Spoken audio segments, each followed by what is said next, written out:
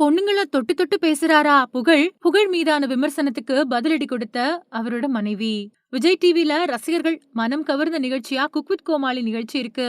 5 சீசன்கள் நடந்து முடிஞ்ச நிலையில 6வது சீசன் கடந்த சில மாசத்துக்கு முன்னாடி ஆரம்பிக்கப்பட்டுச்சு. இதுல புது கோமாளிகளா பூவையர், பிக் பாஸ் சௌந்தர்யா இருந்தாங்க. அது மட்டும் இல்லாம போட்டியாளர்களா கஞ்சா கருப்பு, ஷபானா, பிரியா ராமன், ஜாங்கிரி மதுமிதா, லக்ஷ்மி ராமகிருஷ்ணன், ராஜு ஜெயமோகன், உமர் லத்தீப், சுந்தரி அக்கா, நந்தகுமார் அப்படின்னு 10 போட்டியாளர்கள் கலந்துக்கிட்டாங்க. நடுவர்களா செஃப் தாமு, செஃப் கௌஷிக், மாதம்பட்டி ரங்கராஜ் இருந்தாங்க.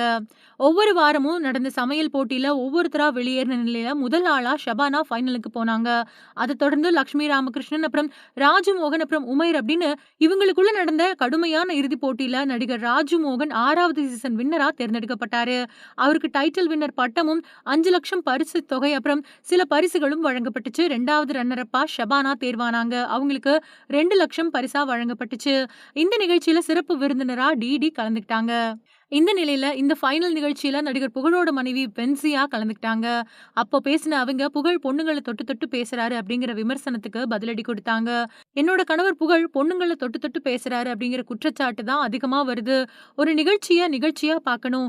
அப்படியே அவர் பொண்ணுங்கள தொட்டு பேசினாலும் பிரச்சனை அப்படிங்கிறது யாருக்கு அப்படின்னா எனக்கும் சம்மந்தப்பட்ட பொண்ணுக்கும் தான்.